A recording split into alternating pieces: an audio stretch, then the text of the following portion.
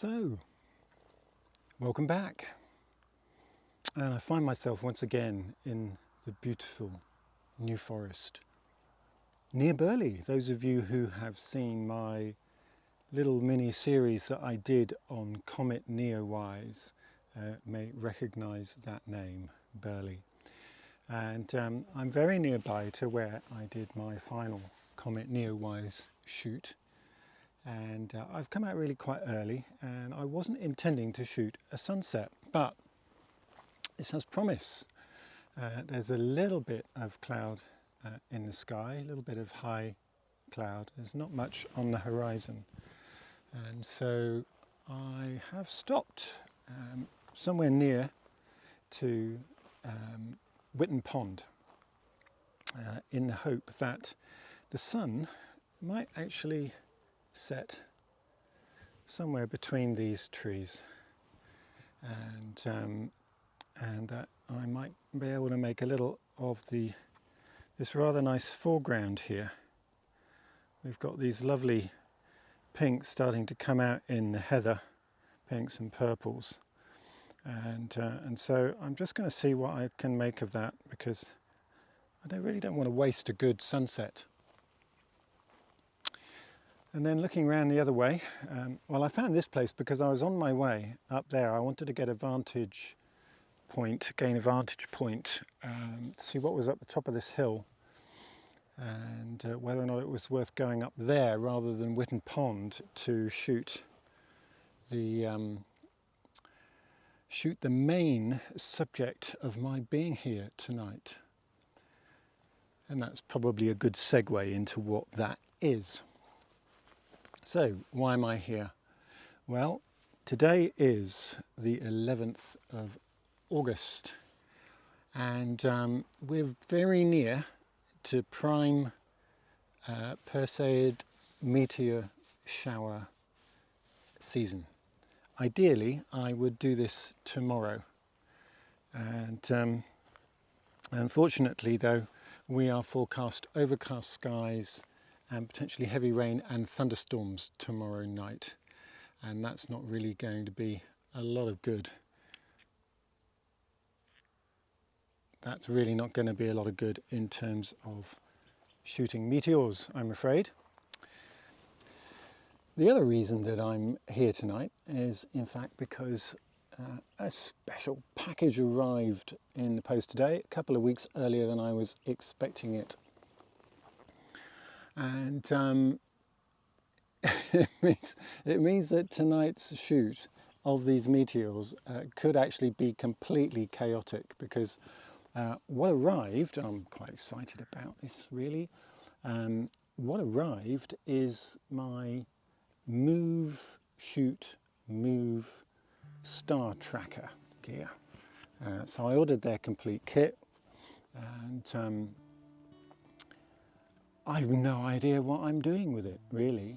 And so tonight is really just going to be a record of my first attempt to try and use this kit to improve some of my astro photography.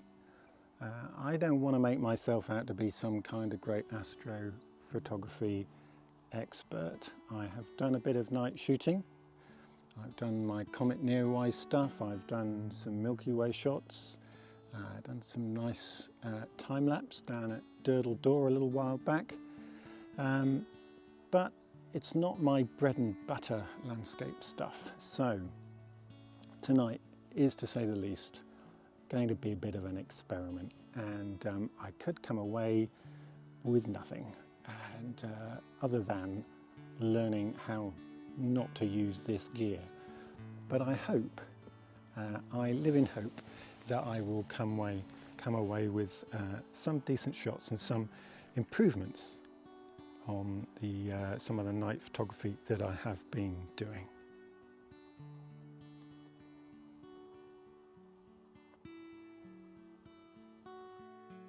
A couple of things. Firstly, I will do a separate video about the Move, Shoot, Move tracker. Not an unboxing, but just a little bit about what equipment came with the particular pack that I ordered, because there are different configurations of pack, you need to get the right one. So what was in it, how I set it up, how I first used it, what my experience of that was like. So that'll come in a couple of weeks' time. In the meantime, I thought it might be nice just to show you a few short examples of some of the astrophotography work that I've done in the past. Hope you enjoy.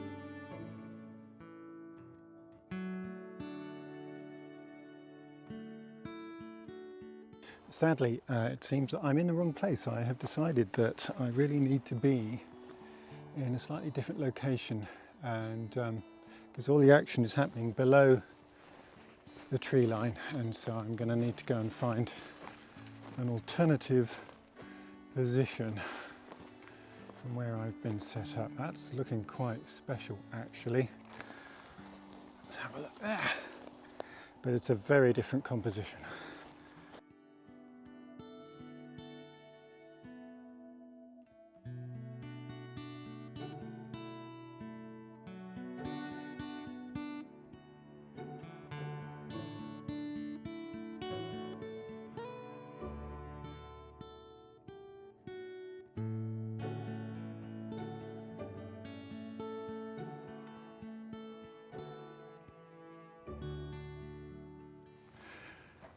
So, some of you will recognise this pond, I'm sure, from my last trip. No, the trip before last, a couple of weeks ago. And but I was the other side, over there, because I wanted to find Comet Neowise, which was, roughly speaking, in that direction, round about above sunset, where sunset is at the moment. Tonight, on the other hand, I'm going to be looking for a different target, and I need to be looking, well, broadly speaking, northwards, and maybe a little bit east of north, and I think more in this direction. And again, I wanted some foreground interest, although, if I'm honest, the purpose of tonight is really is mainly for me to try to see what I can do with this new gear, and so we shall see. And I have a conundrum which will play out during the night. I have two very different cameras with me. Part of the reason that I wanted this particular piece of kit, the Move Shoot Move, is I wanted to see just how good an image I could get of the Milky Way and of the night sky generally with my Sony RX10 Mark IV, as opposed to the Nikon D700, or come to that, trading in a whole lot of my gear and going back to a Nikon D800. And but before I take that drastic step, I really feel that I need to give it absolutely my best shot at getting something from the Sony RX10, even though it's just a 1-inch sensor. If I can lengthen that exposure time, then I may overcome some of that disadvantage that the 1-inch sensor has versus a full frame. And it is, I know, a very significant disadvantage, but we shall see. and over the next month or so I'm going to be learning to use this kit, and as I do so I hope that some of you guys may also learn something from what will no doubt be some dreadful mistakes along the way. I've got a big decision to make. Which camera do I put the tracker with? And I think what I'm going to do, I'm going to start off just doing a time-lapse with the D700 in the direction of the Perseid Meteor Shower, kind of point of focus if you like, and we'll see how that goes. In the meantime, I'm going to be shooting in the other direction, not till at least 10 o'clock actually, so I've got at least an hour or so to go. I will start a shoot in the opposite direction with the Sony, and on that one I'm going to use, I think I'm going to use the Move Shoot Move tracker. And I want to do that because, as I said earlier, the real purpose of this outing tonight is I'm trying to work out, do I or do I not keep this Sony camera? Well, sadly my plan to photograph the Milky Way tonight has had an end put to it by cloud coming in. It's a funny old night, it's really, really muggy. And I can see flashes of very, very distant kind of lightning. I can't actually see the lightning, but I can see the effects of it. I can see it kind of, its glow every so often in the sky, little flashes. And some of this might actually be caught on camera by the time-lapse that I'm trying to do of these meteors. So far, it's about 11:15, I have seen one meteor, just the one, I'm afraid. But then actually I've been concentrating more on operating camera gear than I have on watching the sky. So there you go.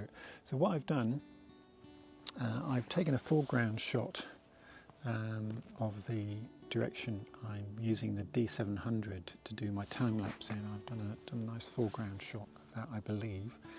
And because I'm probably going to use some of the time-lapse shots to produce a cleaner image using Starry Landscape Stacker, and then I can use my nice clean foreground and combine those images together.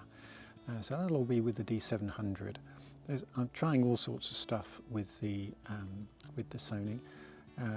Even I just now had an attempt at about a 2.5 minute exposure on 100 millimeter focal length, shooting towards Cassiopeia and the Andromeda Galaxy M32, and just came out far better than I expected it would do on my first attempt. Little bit of streaking on that, so so far I've only aligned the tracker using the laser, and it might be time to break out the polar scope and see what I can do with that and see if I can get any better results. Well, I've got to say that so far this little device has absolutely way exceeded my expectations. I've just had a go with the polar scope, and I used an app that I downloaded off the Apple App Store, Polar Alignment or something like that it was called. I'll put a link to it below, and that helped me work out exactly where in the polar scope I needed to place the North Star. I used a Stellarium app to help me locate Polaris North Star in the first place, and actually since switching up to that from the laser alignment, which was good for getting it roughly in place, but from switching it to the polar scope and aligning it that way, the accuracy has been amazing. I've been doing some 2-minute shots, and I've done a whole stack, and I've done, I think, 10 shots, 10 long exposures with low ISOs, and the stars are just pin sharp, far sharper than I've ever managed to get them before on the Sony. So I'm absolutely delighted so far. If when I get them on the computer they look anything like they look on the screen, I'll be absolutely delighted. The other thing that I've managed to do here is that I have managed to, firstly I've taken a long exposure of the foreground with a narrower aperture just to make sure the foreground is sharper, and a longer exposure, and I'm going to then blend that with the stacked shots of the sky, and hopefully we'll get a nice night landscape here, or nightscape. So it's almost time to call it quits, because the clouds have started coming in. There isn't all that much open sky left to look at now. The D700 has been whirring away for about an hour and a half now, I think, since I set it on its time-lapse. It'll be interesting to see what I got. I've seen about 3 shooting stars with the naked eye. There hasn't been a lot of them. It's just coming up now, I think, to the time when they should be. Here we are, 11:30. They should be at about their densest, but I really haven't seen very many, and I think that's probably because the level of haze in the air and the amount of cloud that there is around. I'll stick around for another half hour, maybe an hour, something like that. I'll let the D700 keep going, and if the skies do open up a bit, I may do a little bit more with the Sony.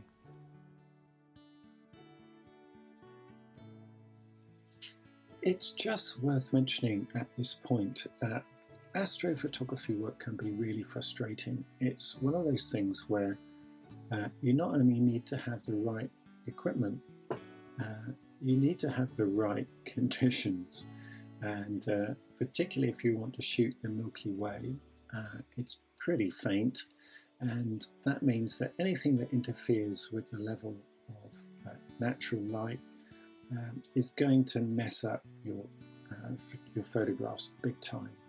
So one of the problems I think I had the other night, because I really wasn't happy with the Milky Way shots at all, nothing really worth showing there. My main problem I think I had was the level of humidity, which meant there was a lot of air glow. We also had a half moon rising at about 11:30, and those two factors meant that there was just too much, not like pollution, it's the wrong word, too much natural light in the air for us to be able to see the Milky Way. So even though I was managing some quite long exposures with quite a low ISO, really the Milky Way did not come out to play.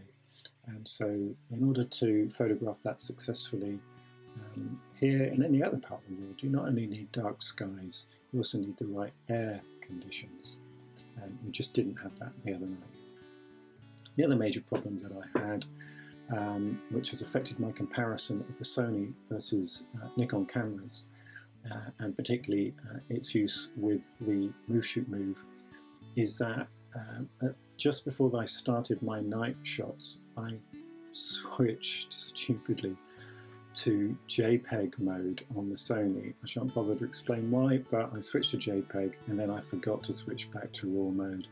And so that means that I really was not able to pull out detail and achieve the level of dynamic range that I really needed to in my nighttime shots. I still got some reasonable shots, and actually I'm quite pleased with the shoot overall, but I'm going to need to go out again to do a better comparison shooting in RAW between my Nikon D700 and the Sony RX10 Mark IV. So again, watch out for that sometime over the next 2 or 3 weeks if conditions allow.